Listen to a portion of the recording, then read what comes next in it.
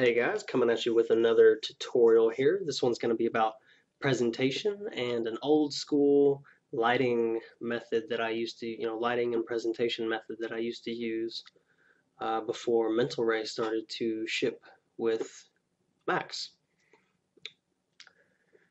I work at the Art Institute of Dallas, and there is a forum that the students use to turn their work in on a per class basis, and I sort of was seeing a pattern with some of the students, and I wanted to address some things. I get renders like this, and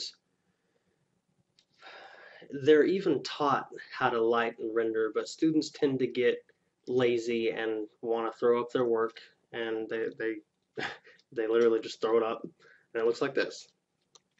And there are some obvious things wrong with this, and I just want to sort of break down why this is less successful than, and I'm going to give it's a very quick way to get a decent render that should, allow people to give better feedback, proper feedback, because sometimes the renders themselves, even though it can be a good model, can impede giving great feedback to the person. So, like I said, this can be at times something that, I'll get. And first things first, some of the issues that can be wrong with it, it's this, screenshot, and not necessarily that that's wrong, but it shouldn't look like a screenshot. And because you can make a screenshot actually look good with some of the nitrous viewport features, but I mean we have we have UI up here, the grid, you can see the grid in the background. It's actually in orthographic view, it's not even in perspective. And to anybody that's been in 3D a lengthy amount of time, that's immediately one of the things that can kind of be a noob marker. It's people rendering or displaying their stuff orthographic, and sometimes they'll make the argument, well, it's not an orthographic, it actually is perspective. Fine, you messed with your camera's focal length and flattened out your model, but they'll also choose a non-flattering angle. It's like maybe I wanted to actually see the detail that was over here, but it's flattened out and it's kind of not really a 3/4, not necessarily that it has to be a 3/4, but for this particular asset, it would have been nice to have a 3/4 view. The material is washed out. We're lacking shadows. There's not a lot of contrast in here. We're not using our brights. The highlight is really small. We're not using our brights. And we're not really using our darks. And they like to use, sometimes they're using default lighting, and they'll screenshot, crop it in Photoshop real quick, and then just throw it up on the forum and critique my model. Okay, so we're going to talk about like I said, it was an old school lighting presentation. Let's go ahead and jump into Max. And this model here is actually mine. It's part of a larger model, not so larger model that I made a while back. And this method that we're using, it's quick to set up, it's quick to render, it's great for work in progress renders, and it still looks good even though it's old school. And we're going to be using the default scanline render in Max. We're going to be using Light Tracer, which is a sort of faux, or it's an older global illumination method. We're going to be using basic Omni Lights and a standard material. And that's basically all the dumb, dated, and old school methods that most people aren't using today.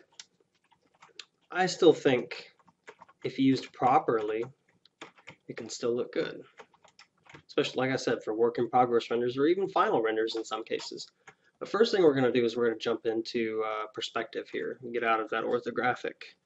And I'm probably gonna, I'm probably gonna address the angle first. I mean, I like to set up a camera when I get started, and so I may pick a shot that I think looks appealing. Yeah, it doesn't have part of this, that's okay.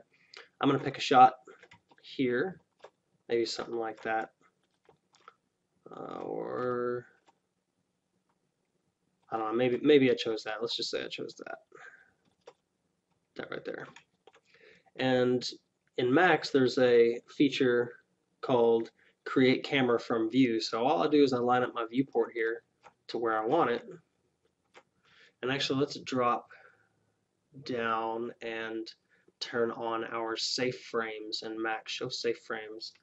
Let's hit F10, bring up the render settings, and this is the default size. Do not ever, don't ever render at this. We're gonna go ahead and go 1920 by 1080, and just for testing purposes, I'm gonna drop that down. You know, it's a widescreen here now. I'm gonna drop that down something smaller. We're gonna go 500. Keep that aspect ratio though, and now our, now it's cropped, and we can see exactly where, the model sits in the render. So I'm gonna close that now. I'm gonna zoom in here a little bit, reframe it, maybe something like that. And I'm gonna create a camera from view, and I'm using my own custom viewport here. Sorry, my own custom UI. I believe in everybody's capabilities to be able to use the Max help or online, Google it if you don't know where any of these features are. I tend to call things out by name, so I'm going to hit the create camera from view, and that immediately just turned my view into a camera. And this is, I'm going to go ahead and back out of my camera here, and I'm going to select it, and I'm going to lock it. I'm going to lock the transforms, or you can freeze it, and that will keep you from bumping it while you're in it, so I can no longer bump the camera here. So that's a good, that's going to be my camera angle. We'll start with that. Something 3/4. It has some appeal to it. It's showing off the model, in my opinion, in the best, I don't know, it's showing off the better parts of the model. And we're probably gonna, next we'll hit up the material, I think. So we'll go ahead and jump on this material, and I tend to work, sorry, not preferences, I tend to work without the gamma on. I don't like, I've been working in Max so long that I've grown accustomed to the gray shaders and the fall off and the color sliders, because if you look in here, this bugs me. I don't like to, I like to have my full range of blacks here, and I'm not saying that it's not the full range, but I prefer to work in a non-gamma corrected environment. But there are cases, we're not going to get into it, where you would want to use this. So I'm going to hit OK. I'll uncheck that. I went down to customize, rendering, gamma LUT, uncheck, enable gamma and LUT correction, hit OK. And that dropped my materials back down to a linear space. So let's pull our specular highlights down and make them a bit wider, changing the spec level and the glossiness. We're in a standard material here. Just changing, I just want some wider highlights. I really want to show off all the bevels on this model, so I want some wider highlights to make that happen for me. 50 is pretty good. I might go a little softer, just depends on what you want, but that's good. I'm actually going to copy this color. I might bring it down a little bit. You might do different materials. You could do different valued materials or colored materials, however you want to do it, but just for the sake of this, we're going to do one material. I'm going to pull that color down a little bit, and I'm going to copy that, because we're going to go into the diffuse channel here, and we're going to add a fall off material, and this is just a little trick I like to use, and that popped on automatically because I have my show realistic material and viewport button selected. It's this little blue checker over here, and that, now I can see my fall off, and I'm sort of faking a rim light on this. I invert my colors here, paste that'd be sort of my base color, and then our highlight is going to be white, and we're going to change the method to a Fresnel, and now I got this real subtle fall off subtle being the key word there. But it's, you know, I want just a little bit more. So I'm gonna scroll down here to the curve for this Fresnel fall off, and I'm gonna right click, turn it to a Bezier, and I'm just gonna adjust this curve a little bit, and this is just kind of personal taste, but something like that. Like I said, it's subtle, but I'm actually gonna pull it up just a little bit more. Something like that. So I got this little highlight in here, almost like this little fake rim light. And we're gonna jump back out. And we could also throw some reflections in here, but before I do that, like I said, we're gonna do some test renders on this. So I'm gonna hit render. I don't mind where it's at. I think that's a good base. One of the things that students tend to do, people get, well, not just students, I'm sorry, newer Max defaults to this 2-light setup, and it gives that Fresnel effect, but I don't like to use this. I like to have my shadows deep, you know. I don't need this, especially while I'm modeling, I don't need this Fresnel effect going on. So I use the default one light. I use default lights, one light while I'm modeling, and just to get rid of that garbage down at the bottom. Students will actually render in that default lighting, and with that, and it really, in my opinion, destroys the model's mass form and just its overall weight. You know, you lose some of it. It gets hard to read some of the forms when those really large Fresnels from that, you know, because I don't know why a 2-light setup in Max, they'd put the light underneath the model, like, you know, you're holding a flashlight to tell a scary story. But that's what they're doing. So I like to use the 1-light setup. Put the fall off in here. Like I said, we could do some reflections. I got my camera in place. I'm trying to think. I didn't do a whole lot of pre-planning for this, so I'm just kind of straightforward doing this tutorial. Let's go ahead and do that. Reflection, ray trace. I'm going to drop a ray trace. Like I said, we're doing this old school. Back out, and the ray trace is just a reflection, and I'm going to drop this way down because you can see on here, if I turn these checkers on, it's crazy reflective. So I'm going to pull this way down, maybe something like 5. We're doing this subtle. And this old school method, I'm doing almost like a straight out of Max, you know, what you render is what you get kind of presentation. And so that's why I'm adding my reflections directly into the material. You know, in some cases, if you want to go to that level, you could multi-pass composite your images together. And what I mean by that is you could render out a reflection pass, you could render out highlight pass, you could render out, you know, the flat diffuse, and you could comp all those together in Photoshop and get some sort of high level, or Photoshop or Nuke or something like that, and get some sort of high level control from that. But we're doing this straight out for the most part. And I think that material is probably looking good. I think the next thing we want to do is drop some lights in here. I'm going to pull out of my camera, and actually I'm going to jump back in my camera, but what I'm going to do is I'm going to bring up another viewport here, and we'll just knock that back. And then I'm going to jump in perspective over here. I'm going to throw some lights out. And these lights, like we're using just basic Omni Lights. I like to use Omni Lights a lot just for shadow checking in the viewports and stuff like that. But these are old, not, you know, non-accurate lights. They're old and stupid. But we're gonna go shaded.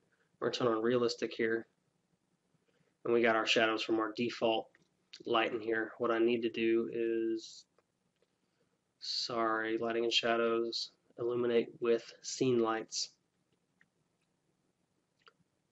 There we go. And I'm going to place some lights.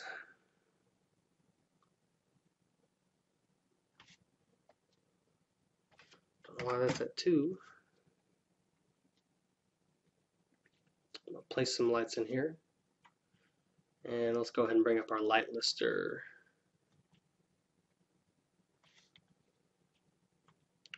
And I'm just kind of, I'll just kind of monkey this light around until I find an angle that looks good. And let's go ahead and turn our shadows on. Just until I find something that has a little more drama to it. Something that I think shows off the model pretty well. And you could really add some, you could kind of backlight this if you wanted, but just a little drama. Maybe something higher up, something like that. And I'm going to drop another light in here in the back behind this guy. I'm going to pull it out front just a little bit like that because I want some sort of rim lighting. Let's refresh that light lister, turn shadows on. There we go. Just a little bit poking out from the back right there, light the side of our model. And we're also going to drop a skylight out here, and that's going to immediately blow out our model,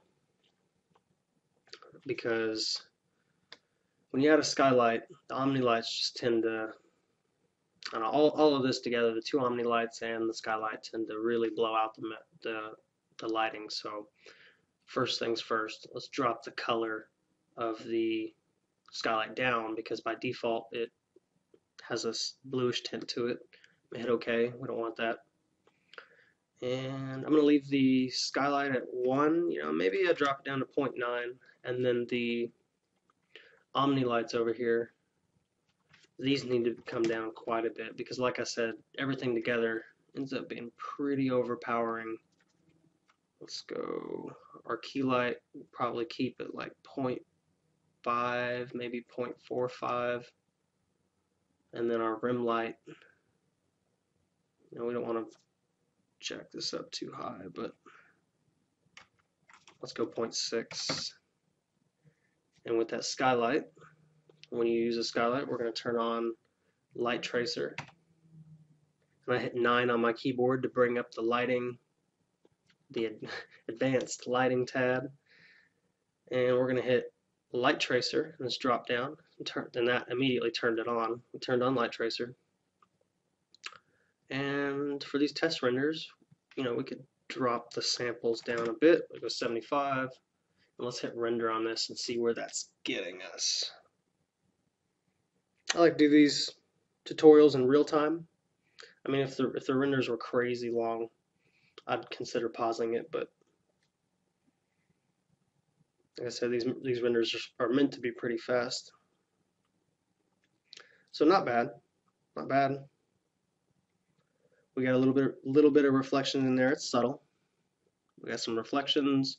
We got some fake rim lighting going on right here. I only had to add 1 light back there. See, we can see we get some light over here.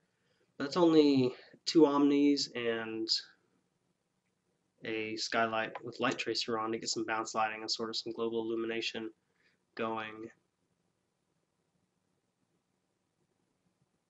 So already tons better.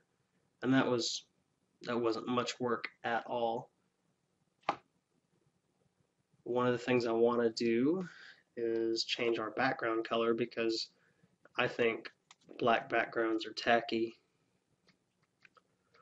You can do a white background. I just wouldn't suggest a black background. It tends to, just because everyone's been rendering, or default renders, they render black like this, it just in a way has become associated with things looking 3D. So we're gonna do something like 30 for that background color, and it's pretty good. Probably gonna turn up my settings just a little bit. Let's go 250. Trying to think if there's anything else that I need to do. Not really. That was it. So we're just going to turn up our settings. Let's go back. I actually want to turn it up a little bit higher than that. Let's go 450. And while we're still going to keep the the render size down just to see how this comes out. I might turn one bounce on, and the initial sample spacing, I'll make that a little tighter. But let's check that render again, make sure our lights are pretty good. I think I want something, I think I want my material just a little darker. And hit OK, and let's render that and see where that gets us. Render. Whoops. I already know I didn't lock. I have this viewport active, so we were rendering our perspective view over here. You actually highlight the camera, and we're going to open up that render frame, and we're going to lock to the camera. Lock, and now no matter what we have highlighted, it'll always render that camera view.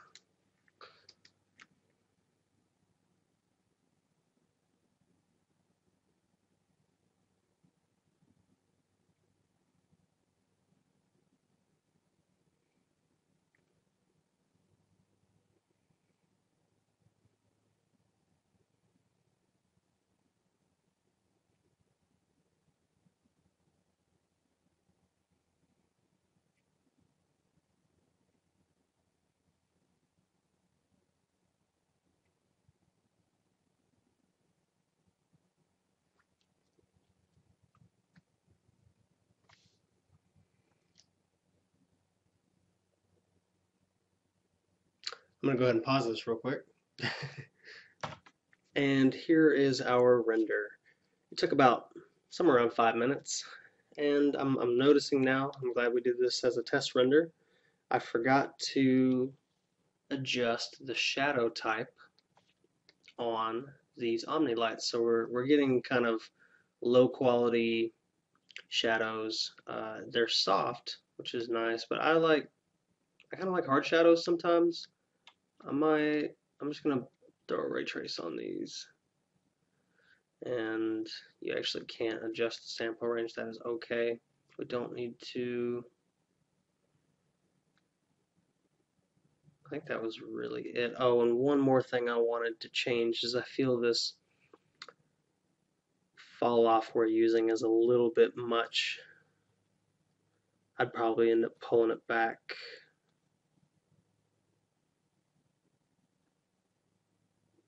And then I'm going to just go with that and do our final render here.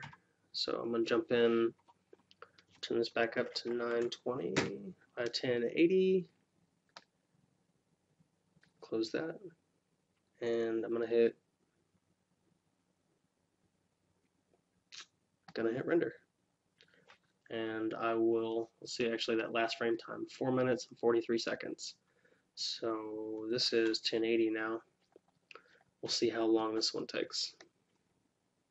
I'll be back in a moment.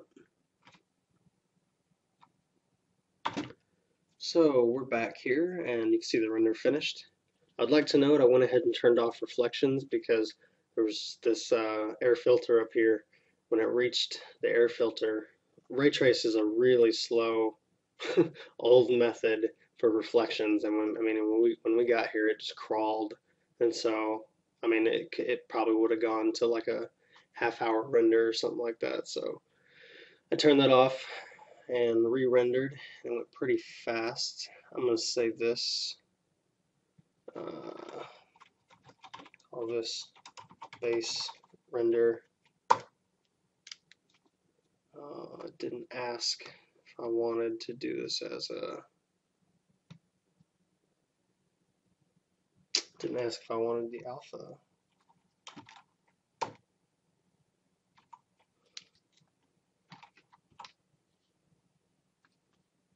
Yes, there we go. 32-bit because we want the alpha that comes with it. We'll hit OK. Want that alpha. And we're going to go ahead and jump over into.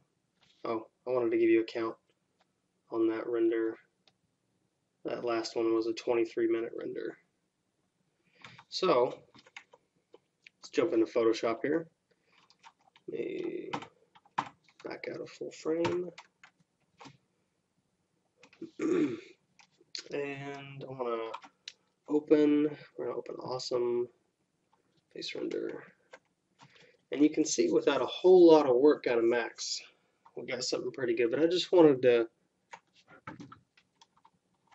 maybe level it.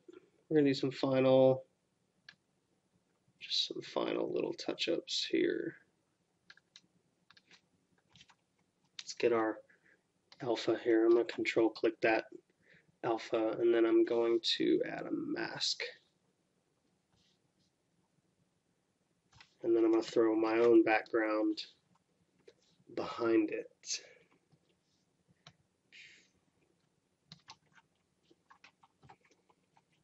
Let's fill that.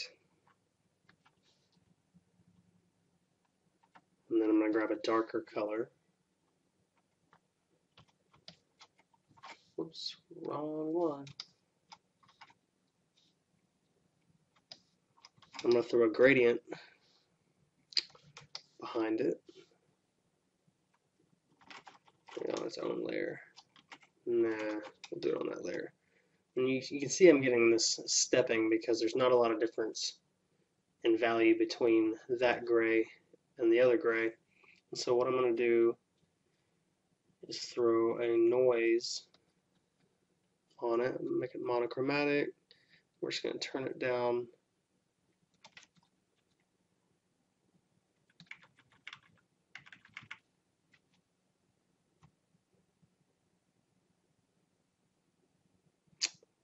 It might need to be on its own filter noise.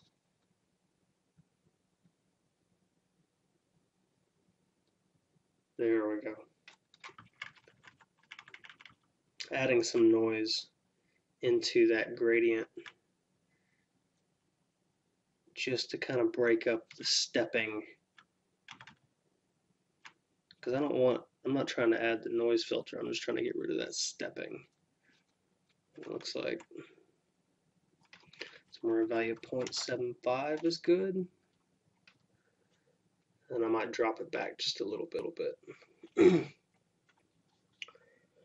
What I also might do is throw a stroke on this now that I have it alphaed out, and I'm not going to do it, it's not going to scream at me.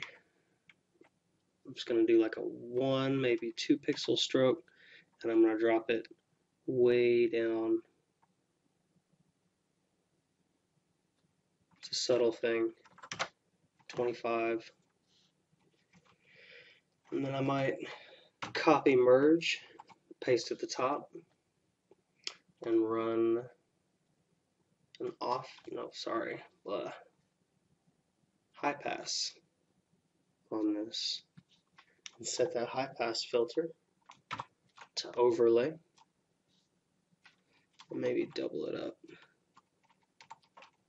triple it up. No, just double it up.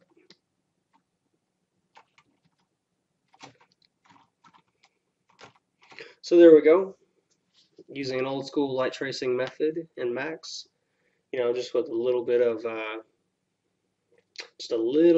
effort. I mean, just lining the lining the model up with the camera and dropping a couple of lights in there, and just some real quick settings, and you got something significantly stronger than the previous. I mean, we're talking same exact model here. If I could, there we go. Same exact model here. Somebody presents this in their portfolio versus something like this. This is hireable. This is not. So, thanks for watching.